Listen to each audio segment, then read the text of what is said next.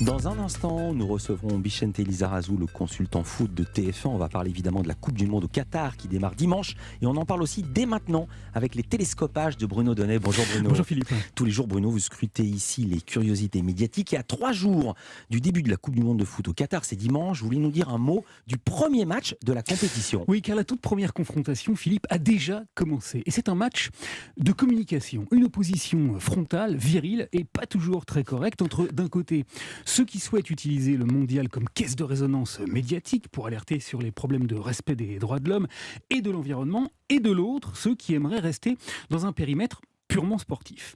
Et pour vous montrer que les tacles peuvent être extrêmement appuyés, il faut que je vous fasse entendre ce sur quoi je suis tombé avant-hier, dans le 20h de France 2. Une équipe de la chaîne était au Qatar, et alors qu'elle donnait la parole à l'ingénieur qui a conçu le système de climatisation des stades à ciel ouvert et ultra polluant, voici la contre-attaque que j'ai brutalement entendue. En France, de nombreux citoyens âgés sont morts récemment à cause de vagues de chaleur, je crois.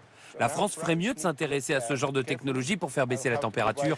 Evelan, le Qatar a choisi de renvoyer la France dans ses buts et de lui balancer ses vieux morts des suites des épisodes de canicule prétendument mal gérés. Le niveau de cynisme était spectaculaire, mais le match sur le terrain de la communication bel et bien commencé. Alors, comment faire? Comment réagir dans une pareille partie? Eh bien, il y a eu ces derniers jours deux attitudes, deux styles de jeu radicalement opposés, et ce télescopage-là m'a beaucoup intéressé. Mardi, interrogé en pleine conférence de presse par un journaliste du Parisien au sujet de la possibilité de porter un brassard arc-en-ciel pendant les matchs, c'est-à-dire de montrer sa solidarité avec les homosexuels passibles d'emprisonnement au Qatar, le gardien de but de l'équipe de France, Hugo Lloris, a répondu ceci.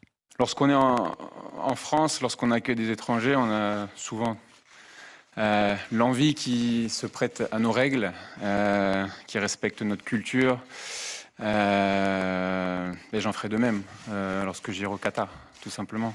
Le portier des Bleus a choisi de claquer la porte sur les doigts de tous ceux qui attendaient qu'il profite de l'exposition planétaire dont les champions du monde en titre vont bénéficier pour afficher une opposition visible au débordement du Qatar. Pas de polémique donc, et profil bas. Mais hier soir, télescopage. Figurez-vous que je suis tombé sur un tweet signé Samuel Etienne. Bonne réponse. Le journaliste qui fait les belles heures de France Télévisions et de la plateforme Twitch a posté un long message, Louis Bernard vous en dit un mot tout à l'heure, pour expliquer qu'il ne relayerait pas sur sa chaîne les résultats de la Coupe du Monde. Il a évoqué les conditions de construction des stades, le sort réservé aux personnes LGBT, les questions environnementales et le triste sort qui est réservé aux femmes dans le pays. Mais surtout, il a mis en avant un argument qui m'a paru nouveau et extrêmement intéressant. Il a évoqué la possibilité que face à un boycott massif de l'événement, l'audience des matchs de foot à la télévision pourrait être sévèrement impactée au point que les diffuseurs voient leurs recettes publicitaires dégringoler. Oui, bien joué. Et il a terminé en concluant que face à pareille situation, la FIFA, la Fédération internationale de football, celle-là même qui a attribué l'organisation de la Coupe du Monde au Qatar, The winner to organize the 2022 FIFA World Cup is Qatar.